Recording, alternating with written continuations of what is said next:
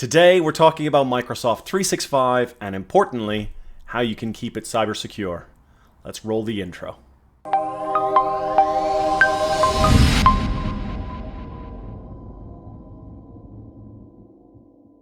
So the world is changing the way it's working, and I think COVID in a lot of ways has kind of catalyzed and maybe even accelerated some of that change. But I think the kind of changes that we're seeing were always coming anyways. It's just a matter of, COVID was accelerating these things. And that's about like decentralization of workforces and kind of hybrid working environments where some people are in an office, some people are at home, and they kind of change those environments every now and then. These really kind of fluid and dynamic kind of working environments, and that's really cool. That's really exciting. Coinciding with that, we're seeing a very big kind of explosion over the past few years of business management and productivity ecosystems. Everybody tries to stick a label on things like G Suite from Google or 365 from Microsoft. And say, is it platform as a service? Is it infrastructure as a service? I don't think it's any of those labels. I think it's an ecosystem. Each of them have an ecosystem of services that are provided via cloud apps that make it easier for a business to manage the business and to be productive in the business. And that's really what they are. Microsoft is obviously a very huge kind of provider in this space. Probably one of the biggest, if not the biggest, kind of install bases on the planet. And so you're seeing a real rise in the uptake of Microsoft 365 as a software as a service kind of ecosystem. Decentralization from a human perspective is great because it allows for a lot more flexibility and fluidity about how you contribute to a business's overall kind of value proposition, how you contribute to the organization's well-being, and equally how the organization contributes to yours. But decentralization, if we're not careful, can lead to more digital risk, more cyber risk, and that's because the old ways of approaching security, I think I've mentioned this before in a previous video, this kind of walled garden approach just doesn't work anymore. We need to kind of look at different ways of securing the systems. Now, sounds risky, but Microsoft's got our back, right? Microsoft spends huge amounts of money every year, like billions. I think it's measured in it's above $1 billion. I know that. They spend a lot of money every year on security. And so not only do we get to tap into the investment in the feature set that the ecosystem provides, but we also get to tap into, if we know what we're doing, tap into Microsoft's significant investment in security. Now, when it comes to 365, Microsoft's got an overarching kind of platform called Defender for 365. And then it's got a few kind of subcategories in there. Now, Microsoft has been changing the branding of these over the past kind of year or so. And so you might not know that it's called Defender for 365. You might have heard it called something else. Long story short, what I'll do is in the description below, I'll give the previous names for each of these brands that I'm about to talk about.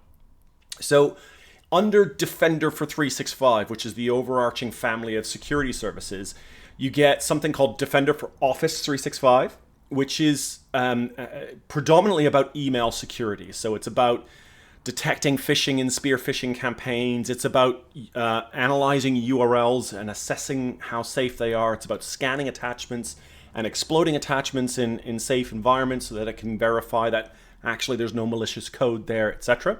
So it's about email security. There's Defender for Endpoint, which is probably my favorite.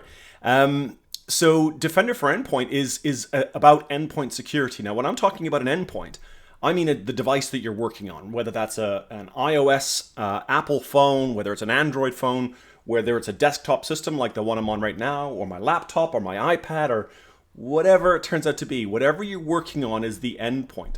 Now, it doesn't just mean the items that you're working on. Sometimes it's actually servers. Servers are endpoints as well. And so Defender for Endpoint, what it does is it monitors those endpoints looking for bad code, malicious code, code execution, privilege escalation, the types of indicators of compromise that would indicate that something is wrong with that endpoint, and therefore it can either automatically remediate those or even flag them for a human to perform some type of digital intervention. Then there's Defender for Identity. So Defender for Identity is about account security. I could get into Azure Active Directory and domain controllers in general.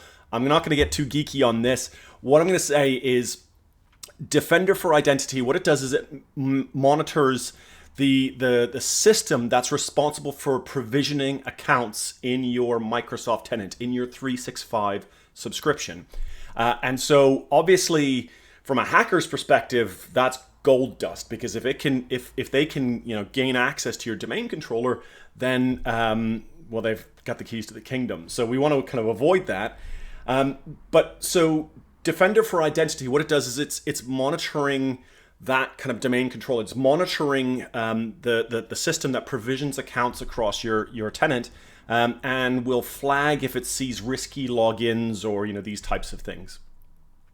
And then finally, there's Defender for Cloud Apps. So this is any application that's hosted in Microsoft Azure. You can configure it to send information into Defender for Cloud Apps. Equally, you can actually provision third-party cloud applications through APIs to send information into Defender for Cloud Apps as well. So you've got a rich picture of all the cloud apps that you're using and the security that comes with those. And then what Microsoft does is it takes all that information together, and then it provides a very simple, I say very simple, it's presented in a very simple way, but I think that the algorithm that's behind it is incredibly nuanced and complex. But it's got something called a secure score. And that secure score is basically an assessment of the estate that Microsoft security systems can see, right? How much of the estate it can see, and then what is the level of security, and it's just a percentage that it provides. Now, I get a lot of clients that ask and say, hey, what does good look like here? From my perspective, I think good looks like anything above 60% on your Microsoft secure score. Anything above 65% I would consider great. Anything above 70, you're rocking and rolling at this point. Now, the interesting thing is the secure score, A, is not static. It's constantly changing, because there's both an assessment of your digital estate, which is usually changing with new accounts and new devices being added and rolled off and etc. But also it's being reflected, it's reflecting the changes that are in the threat environment outside of your organization that will play a role in the risk calculation that you're facing when it comes to your attack surface. And so those two variables are constantly changing, and so therefore the secure score is constantly changing as well, and it needs managing. I've said it before, cybersecurity is not an acute activity, it's a chronic activity. And so managing that secure score to stay above 65% is a great way of managing the cybersecurity risk in your 365 estate. Now, 365 security and organizational cybersecurity maturity are two different things. This is just about your Microsoft ecosystem. It's not about your organization in general. There are lots of other facets that go into that. But securing your 365 ecosystem is a huge part of organizational cybersecurity. And so it's important to kind of spend some time to really understand what Microsoft gives you if you know how to use it, and then get the best from it. Now, one caveat I will say is about Secure Score is Secure Score is only able to assess the bit of your 365 ecosystem that it can see. That's important.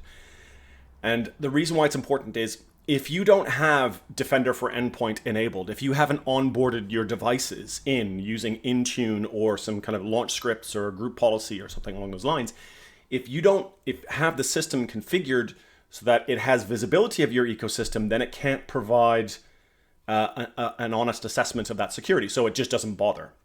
And so that percentage is a percentage of security of what it can see. So if you've got 68%, but you only have Defender for Office 365 enabled and none of those other things, well, when you start onboarding devices, you might start to get a bit of a different score. So it's important to remember that if you want to have a really good understanding of your Microsoft 365 entire ecosystem's security, you need to configure it so that all this is being fed into that overall cybersecure score. The thing I'd say to you is, if this sounds daunting, don't worry about it. Get in touch. Nova Blue, this is what we do. We can help you with this, and we can manage this as a service for you on an ongoing basis, and it doesn't have to be expensive. Right, that's it for this video, folks. Bit longer than usual, and apologies for the big gap in videos. I've been super busy lately. As always, stay happy, stay healthy, look after each other. I'm out. Have a great day. See you guys later.